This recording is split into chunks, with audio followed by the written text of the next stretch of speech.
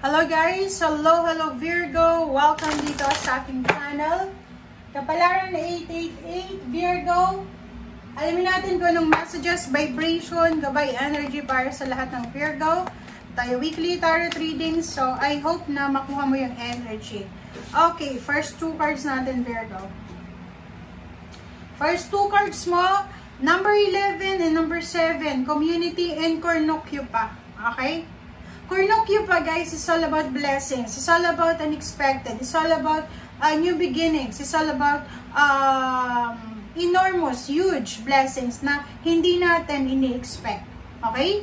So, Virgo, nakikita ko sa'yo dito na posibleng may paparating. May meron kang minamanifest na isang celebration, isang homecoming, isang recognition, isang pagkakataon na posibleng darating sa'yo. So, parang nakikita ko sa'yo dito, may mga Virgo na, for example, masyado silang aloof sa mga tao. Yung parang feeling nila, lahat ng tao ay yung parang, tawag dito, yung lahat ng tao ay masama. Parang gano'n. May mga Virgong gano'n na takot ka. Takot ka sa mga tao sa paligid mo kasi siguro, from the past, na-betray ka ng several times.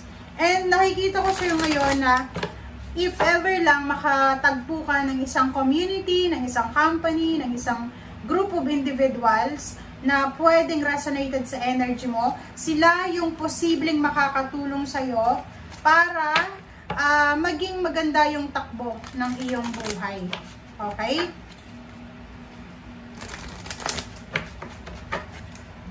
Okay, thank you.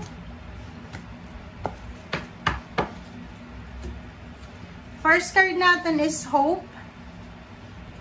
Next card natin is awareness.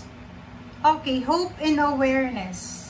Okay. Guys, kung makikita mo dito, sinasabi ng barahan na ano man ang pinagdadaanan mo sa ngayon, Virgo, maging aware ka na hindi ito yung final destination mo.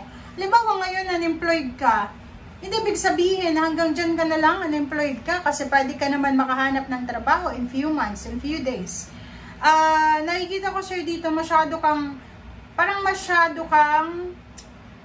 nadadala ng emotion, masyado kang sensitive, masyado kang stress. May nai-stress dito na Taurus and then Virgo. Parang nakikita ko sa inyo dito, if you're a Virgo na connected ka sa ibang same zodiac sign na Capricorn and Taurus, like partner mo sila, kaibigan, kapatid, stressful yung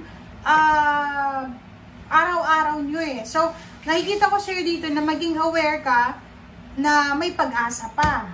Maraming beses kang na-reject sa trabaho, maraming beses na nalugi sa negosyo, maraming beses ka na nawalan, but sinasabi sir dito na araw-araw pwede kang makapagsimula, diba?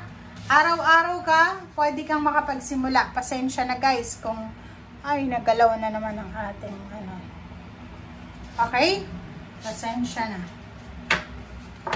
So, awareness dito, sinasabi ng barahan na huwag mong iisipin Virgo na halimbawa medyo may edad ka na, iisipin mo na hanggang dyan na lang, hindi. Everything happens for a reason. May rason kung bakit buhay ka pa, may rason kung bakit naandito ka. Hindi ka nandito sa mundo para maging display. Okay? Nandito ka kasi meron kang purpose. So, yun ang nakikita natin dito. Okay? First card is King of Swords. So, di ba yung King of Swords, sinasabi sa'yo na kailangan mo nang umalis sa Six of Cups. Kailangan mo nang i-let go yung mga past mo, past pain, past hurts, past relationships, past habits, past emotion, yung mga past mo na hindi naman nakakatulong sa current situation mo. Okay?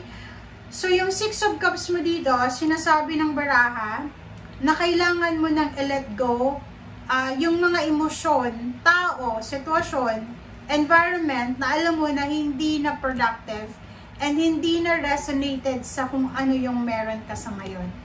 Okay?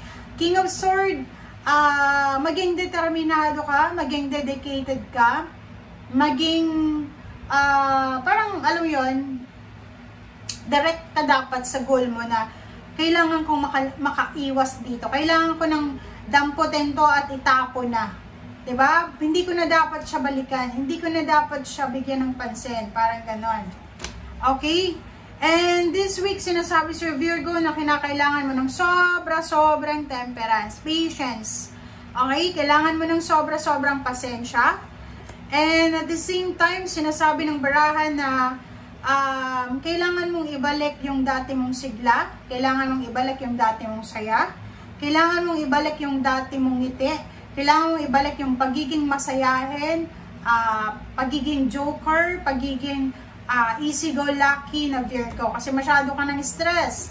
Yung iba sa inyo may depression na, yung iba hindi makatulog sa gabi, yung iba masyadong iniisip yung mga nangyayari sa inyo. King and Queen of Swords, nakikita mo yung feminine and masculine energy ng direction mo dito. Sinasabi sa inyo na as soon as possible, as much as possible, kailangan yung i-prioritize kung ano yung gusto nyong mangyari sa buhay nyo, hindi kung ano yung nangyari sa past. Nine of Pentacles, sinasabi ng baraha sa'yo dito na may isang Virgo dito na sobra siyang eager talaga na makamit yung financial niya. So parang ang Virgo na to, hindi siya papayag na hindi siya makakapunta sa ibang bansa. Sa ayaw at sa gusto ng mga tao sa paligid niya, eager siya na maging mayaman, maging successful.